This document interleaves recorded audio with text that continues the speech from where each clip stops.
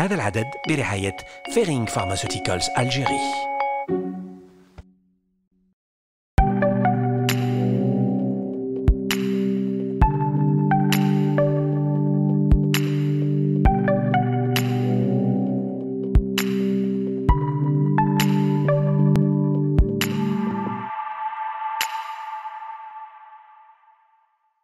Salam, pour cette 7e session consacrée à la fertilité du couple, nous allons vous parler d'un certain nombre de pratiques courantes dans ce domaine. Dès qu'il s'agit de PMA, procréation médicalement assistée, les spécialistes ont recours en effet à une multitude de techniques qui ont prouvé leur efficacité, et c'est le cas bien sûr en Algérie.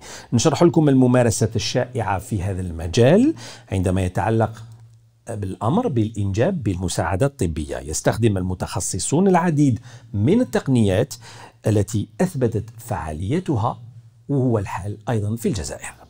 Nous axons dans ce nouveau numéro sur la FIV, la fécondation in vitro, et quelle différence d'ailleurs avec l'insémination artificielle.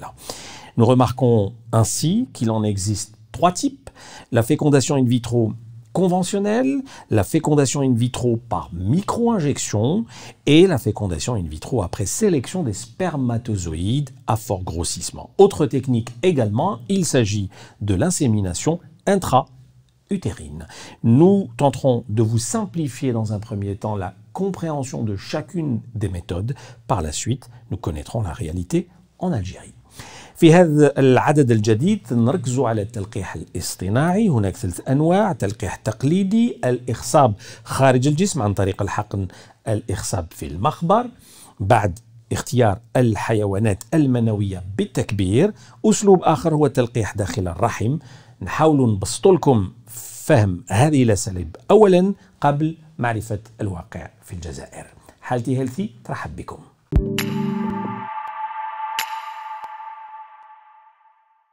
Et nous avons le plaisir de recevoir dans un premier temps notre première invitée, Dr Nadira Belmahi. Bonjour docteur. Bonjour monsieur.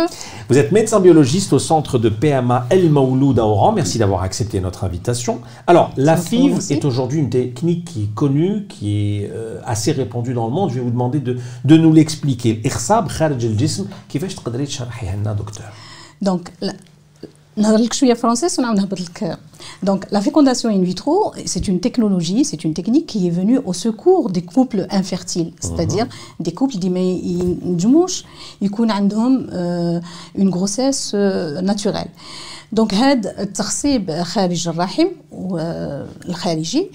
دونك هذا يعمل ناخذوا الحيوانات المنويه تاع الرجل وناخذوا البويضات تاع المراه وحنا نستعملوهم في المخبر. Donc on va techniquer au niveau du laboratoire. Donc ce qui fait que dans ces cas-là, les couples vont venir parce qu'ils ont du mal à concevoir. Donc ils disent pour une consultation et puis à ce moment-là, en fonction de tout ce qu'on aura comme résultat par rapport au diagnostic, la prise en charge en assistance médicale à la procréation sera fixée par telle ou telle technique. Donc التلقيح الخارجي خارج الرحم، دونك سي التخصيب خارج الرحم، ولا التلقيح الاصطناعي l'insémination intra-utérine. D'accord. Alors à quel moment on a recours à la FIV؟ واش هو الوقت اللي نخمموا فيها يعني؟ La fécondation in vitro لازم الواحد يخمم فيها كي يكون عنده هاد suivant la définition تاع l'OMS باسكو عندنا دي جيد اللي نتبعوهم باش نجمو نرفدو pour qu'on puisse en prendre en charge هاد les couples. Donc la définition de l'OMS, elle nous dit qu'après une année de vie commune avec des rapports non protégés et réguliers et qu'il n'y a pas de grossesse, donc il faut recourir à des diagnostics qui vont nous mener probablement à cette technique de fécondation in vitro. Donc هاد كي نجي لو كوبل عندنا اون جينيرال راهم عملوا ديجا ان باركور، دونك راهم فوتوا وعملوا ايزون ريسو دي تريتمون وفاتوا على اجراءات بزاف باش عاده يوصلوا لهاد المرحله نتاع كي نعملوا تشخيص نتاع الانفيرتيليتي العقم. Et donc en général la première fécondation in vitro في العالم اللي عملت, c'était en 1978 avec la naissance de Louise Brown. Donc ça a été un bouleversement mondial parce que هذاك الوقت النساء اللي كان عندهم une obturation tubaire معناتها العقم كي كان il était relié لقنوات فالوب كي كانوا عندهم هذوك مبلعين. Alors, c'était des problèmes de société en fait. Donc, كانوا كاينين les divorces, كانوا كاينين مشاكل بزاف au niveau de la société. Et on n'arrivait pas à surmonter ça. Et le fait d'avoir recours à la fécondation in vitro, ça a changé كامل le tableau dans le monde. Donc, la première indication, c'était l'obturation tubaire chez les femmes. معناتها العقم اللي متعلق بلي ترومب بالقنوات فالوب. ومن بعد avec les technologies la technologie qui s'est améliorée encore et les diagnostics دي زادوا نعملوا grâce لهاد la science دي تقدمت هاد العلم دي زاد تقدم ولينا نعملوا هاد la proposition تاع la FIV les patientes دي عندهم l'endométriose peut-être donc هادو نعملوا لهم يفوتوا على la FIV puisque le traitement médical وهذاك الشيء كامل ما عطاش نتيجه. ولينا نعملوهم les insuffisances ovariennes précoces كاين شي بعض من النساء اللي يكونوا عاده صغار فلاش ديالهم وفينالمون المخزون تاعهم تاع البويضات يكون ناقص et puis هنا elles sont susceptibles de faire une ménopause précoce معناتها الكسميهم من بعد ما تنجبش بعد سنوات تنجب وكاين عاود عندنا certains syndromes donc par exemple le syndrome de Turner donc c'est une anomalie génétique chez la petite fille et donc maintenant في العالم السيانتيفيك احنا عارفين كيفاش نفدوا هذا المشكل en considération parce que le syndrome de Turner on peut le mettre en évidence dès le jeune âge donc la patiente elle va se présenter pour un cariotype وتما نجمو نعرفوا عاود كاين l'âge de la patiente donc المرأة دي تزوج وهي فايته 35 سنه ما لازمش تقعد تستنى. C'est vrai que لازم تبدا avec des traitements médicaux هذا الشيء بصح ما لازمش تطول. وعندك ثاني l'âge de l'infertilité كاين بعض من لي كوبل اللي يجيو après 20 ans de vie commune وما عندهمش دراري عاد يبان لهم بدي يجيو ويفوتوا. Et puis il y a aussi les indications masculines. Les indications تاع الراجل اللي يكون عنده الحيوانات المنويه ناقصين ولا ما كاينينش ولا لا موبيليتي ناقصه ولا كاين دي عندهم باغ اكزومبل لازم يفوتوا على un traitement de chimiothérapie de radiothérapie. Donc tout ça fait que les choses ont avancé dans le domaine de la technologie en assistance médicale à la procréation. Très bien, vraiment c'est passionnant, je vous ai laissé un peu développer toutes ces étapes. Alors revenons maintenant sur les différentes techniques qui existent, التقنيات المختلفة de la fécondation in vitro. عندنا الإخصاب في المخبر عن طريق الحقن المجهري, la micro-injection. Expliquez-nous juste. Donc, pour déjà parvenir à la fécondation in vitro et la micro-injection, il faut d'abord stimuler la patiente. معناتها نشطوا البويضات تاع هاد المرأة وكي يكونوا واجدين هاد البويضات دونك عندنا un suivi نجبدوهم لها كاين ce qu'on appelle la ponction folliculaire donc par aspiration folliculaire donc نجبدوا هذوك البويضات نخدموهم عندنا في المخبر. Donc pour la micro on a d'abord la fécondation conventionnelle qui a été mise en exergue la première fois. Donc, le follicule qui نجبدوه يبقى l'ovocyte avec les cellules protectrices et nourricières ونعملوهم en contact avec le sperme dans une boîte avec un milieu de culture. ونخليوه بوحدو يغتصب. 24 ساعة من بعد نعاود on vérifie. إلا كان كاين الاغتصاب معناتها يكون كاين تزاوج نتاع les noyaux. Enfin, une syngamie nucléaire. Maintenant, il a ما كاينش تزاوج ما كاينش, c'est-à-dire que فشل, un échec de fécondation conventionnelle.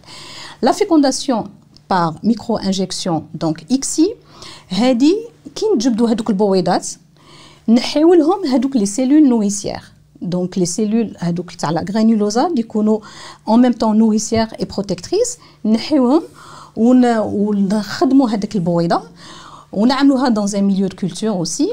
ولو سبرم تاع الراجل حتى هو نخدموه ومن بعد on sous le microscope. Donc on a des microscopes qui sont très sophistiqués. نطلعوا هذيك الزريعة تاع الراجل مع البويضة نقبطوها avec une autre micropipette et on introduit le spermatozoïde à l'intérieur de l'ovocyte. Donc, on provoque. On provoque. Donc là, c'est nous qui mettons le spermatozoïde à l'intérieur. Mais nous ne comme la fécondation conventionnelle. D'accord. On parle justement des spermatozoïdes à fort grossissement. C'est l'IMSI. C'est la même technique, non plus avancée. Voilà. Donc c'est l'IMSI. L'IMSI, donc on est toujours dans la même technique. Donc c'est une ICSI qui est sophistiquée encore. C'est-à-dire que au lieu d'avoir à travailler avec des objectifs qui sont de 40 multipliés, donc on va passer à des objectifs beaucoup plus performants, qui font 60 multipliés par 1000. Donc ce sont à ce moment-là, on va déterminer toutes les malformations et toutes les imperfections qui vont exister au niveau de la tête du spermatozoïde. C'est-à-dire que les vacuoles ou à l'intérieur du spermatozoïde, de la tête de spermatozoïde, on va les déterminer et on va écarter دي يكون فيهم les imperfections ما نستعملوهمش نستعملوا حاجه دي تكون مليحه دي تعطينا من بعد une grossesse ان شاء الله. Très bien. Docteur, نطرح لك سؤال. هاد التقنيات نمارسوهم في الجزائر؟ Bien sûr. والقانون يعني la loi que prévoit-elle en la matière؟ هادو كامل التقنيات موجودين في الجزائر. Il n'y a pas de raison qu'on soit à la traîne de tous les pays qui existent. Donc, l'introduction de la fécondation in vitro en Algérie, elle a été pour la première fois en 1995. Et puis par la suite, on est passé par des années, la décennie noire tsana. Donc, il y a eu un arrêt de ces projets. Et puis, ça a repris en 99-2000. Donc, il y a eu l'implantation de plusieurs centres. Donc, des centres qui ont eu des agréments, ça veut dire que c'est une technologie qui est acceptée par notre gouvernement. Et puis, pour la deuxième question, c'était quoi? Le volet réglementaire. Le volet réglementaire. Donc, il faudrait que le couple soit marié. Il faut que les gamètes appartiennent au couple. C'est-à-dire que الحيوان المنوي والبويضة يكونوا نتاع الزوجين ويكونوا الزوجين عندهم عقد زواج. Et puis, bon, ça reste, je dirais, à l'intérieur du couple. Donc, c'est ça le plus important pour nous, qu'il y ait une preuve. عندنا أسئلة Oui. du public, يعني جواب قصير docteur. Et quel est l'âge limite pour une FIV, une fécondation in vitro? Moi, je dirais qu'il n'y a pas réellement d'âge limite, c'est un âge biologique, je dirais. Je parlerai d'âge biologique. Et donc là, l'âge biologique, on peut avoir une jeune femme de 24 ans qui ne peut plus concevoir parce que elle a une insuffisance ovarienne, voire une ménopause qui s'est installée biologiquement. Et on peut avoir une patiente de 44 ans, 45 ans qui a encore une biologie qui est tout à fait normale, donc un bilan hormonal et tout qui est tout à fait normal avec les échos. Deuxième question, la réserve ovarienne risque-t-elle un endommagement? Pas du tout. Puisqu'on sait que physiologiquement, la réserve, la petite fille, elle va naître avec un patrimoine folliculaire et donc, dès la puberté, المرأة كي يكون عندها إباضة في شهر لازم تعرف بدي 3 شهور من قبل هادوك البويضة رهاسة يبدات. بصح ما تبداش غير بويضة واحدة، تبدا on a une douzaine de follicules qui vont prendre le départ en même temps. Et puis, au fur et à mesure, il y a une apoptose, c'est-à-dire que كاين des follicules des يموتوا باش يخليو pour qu'ils propulsent un seul follicule, c'est le follicule dominant. Donc, يخليوه هو يوصل. Ce qui fait que حنا كي نفوتوا en AMP, en assistance médicale, هادوك les follicules دي يمشيو يموتوا بوحدهم. Hadouk, on va mettre un traitement et on va récupérer les follicules. Donc, il n'y a aucun risque qu'il y ait une diminution du patrimoine folliculaire. السؤال الأخير يتعلق بتجميد الحيوانات المنوية والبويضات. Alors, التجميد c'est le bouleversement, le grand bouleversement dans notre technique d'AMP parce que c'est la cerise sur le gâteau, je dirais. La congélation, on est parti de congélation lente à une congélation rapide, la vitrification. Et donc la congélation, que ce soit pour le sperme, donc الراجل دي يكون عنده شي مشكل قبل une chimio, قبل une radiothérapie, une oligospermie, une azospermie, On peut congeler son sperme et ça ne pose aucun problème d'utilisation ultérieure. La congélation, la vitrification des ovocytes chez la femme, là aussi c'est pareil. Donc avant c'était la congélation lente, il y avait beaucoup de pertes, mais maintenant avec cette congélation rapide, la vitrification, donc on récupère à la décongélation pratiquement 97% des ovocytes qui ont été vitrifiés et qui sont tout à fait capables de donner par la suite des embryons et voire des grossesses après transfert. Très bien, merci beaucoup, docteur Nadira Belmahi, pour toutes ces explications. Merci à vous. Et nous retrouvons notre second invité dans un moment après le jingle.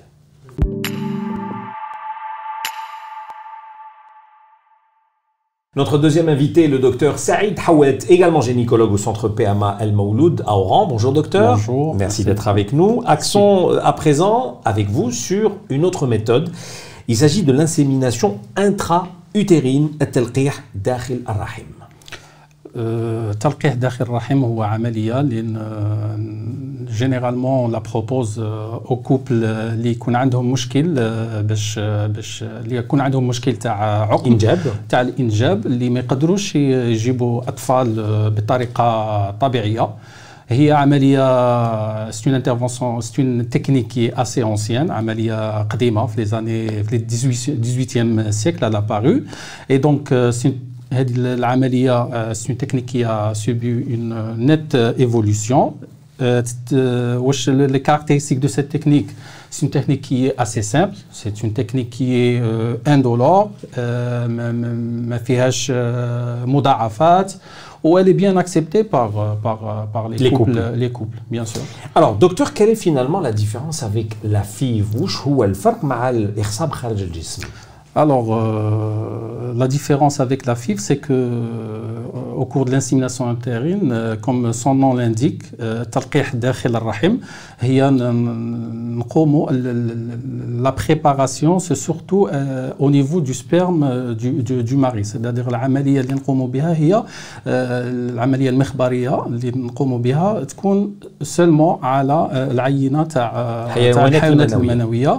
Et après, نقوموا بتركيز الحيوانات المنويه، نحيو منها كامل الحيوانات المنويه اللي تكون ما تكونش مليحه ولا تكونش مشوهه ولا تكون ضعيفه، لا موبيليتي تاعها تكون يعني اون سيليكسيون. وهذيك العينه في لا بيريود دوفيلاسيون، في الايام اللي تكون فيها يكون فيها التبييض عند المراه، سواء تبييض طبيعي une ovulation naturelle, soit induite par de la stimulation hormonale, une médication من قبل، ونحطوا هذيك العينه داخل الرحم تاع المراه le jour prévu pour l'insémination. باش نحطوا لو بوت سيتي نحطوا الحيوانات المنويه قريب من الموضع اللي تصرى فيه عمليه التلقيح، هي اللي هما قنوات فالوب. هذا هو جينيرالمون لو برينسيپ دو باز دون انسيميناسيون انترا utérine ولا تلقيح داخل الرحم. Docteur Hawet, quels sont les critères patient qui détermine finalement telle ou telle technique? On en parle depuis tout à l'heure. يعني مش هما المعايير المريض اللي تحدد لنا تقنية الفلانية ولا التقنية الأخرى؟ C'est une question très importante parce que الحاجة الأولى المهمة هي التشخيص الجيد والدقيق للحاله تاع العقم تاع الزوجين. لازم يكون هناك تشخيص دقيق اللي نديروه بتحاليل فحوصات عند الزوج وعند الزوجه. on va étudier la réserve ovarienne chez la femme, l'étude du sperme du mari et قنوات فالوب اللي تكون لازم يكونوا il y a des préalables في عمليه تلقيح داخل الرحم. يكون عندنا قنوات فالوب يكونوا perméables fonctionnel, يكونوا fonctionnel جيد جدا، وتكون ovulation prouvée، تكون une bonne ovulation chez la femme، وثاني le sperme soit fécondant باش نقدروا نبروبوزيو هاد عملية التلقيح داخل الرحم. Il y a des indications في التلقيح داخل الرحم.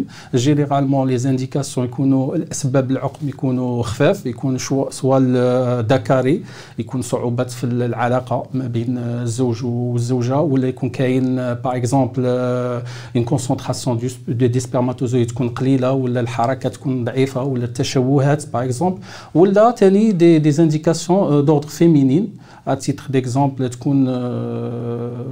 par exemple la glaire cervicale ما تكونش مليحه، المخاط هذاك تاع عنق الرحم اللي permet normalement dans les phénomènes dans le cadre naturel يعطينا يسمح لا موبيليتي تاع دي سبرماتوزويد باش يطلعوا للرحم وبار لا سويت يطلعوا القنوات، فالوب يكون فيها مشكل، ولا اللي يكون عندهم مشاكل في عنق الرحم كاريمون اون فا كورسيركويتي هذاك المشكل، نحطوا حيوانات المنويه داخل رحم المراه.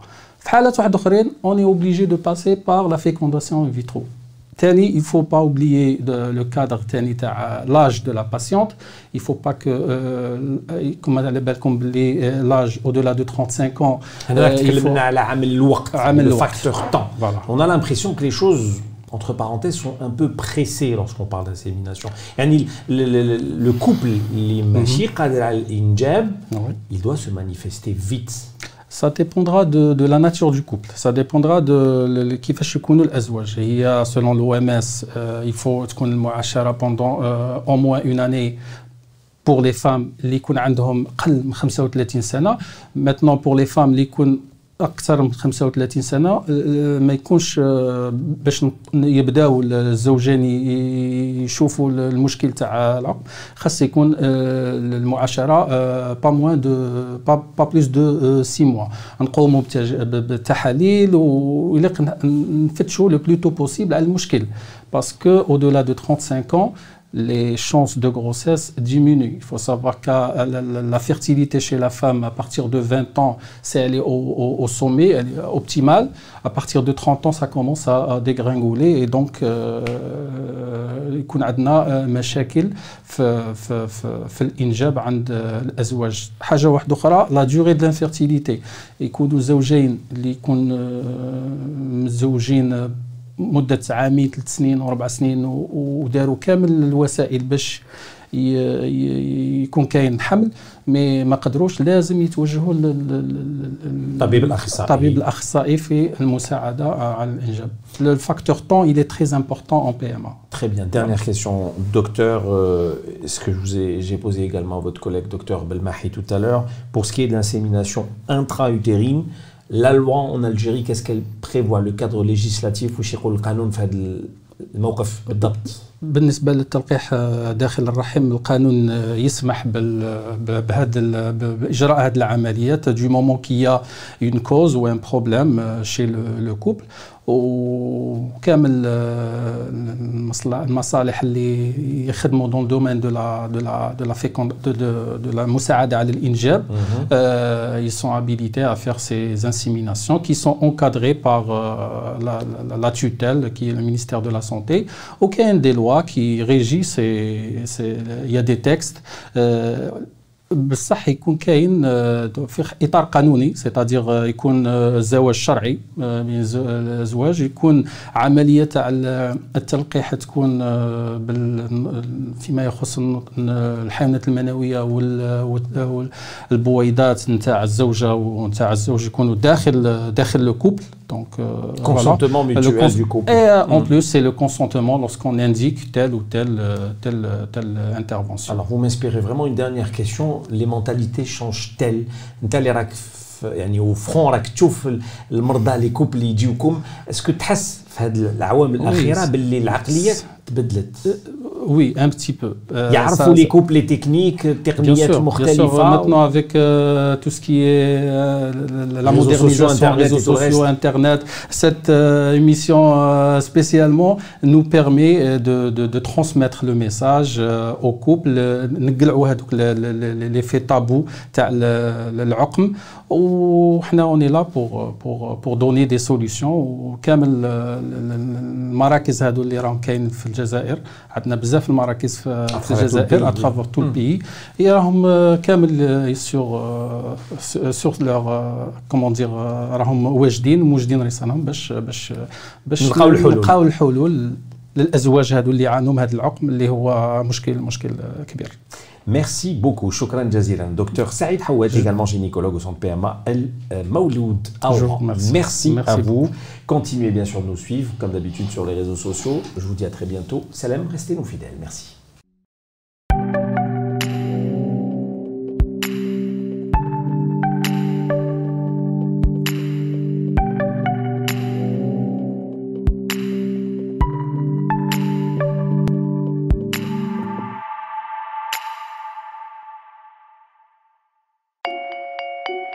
هذا العدد برعاية فيرينغ فارماسيوتيكالز ألجيري.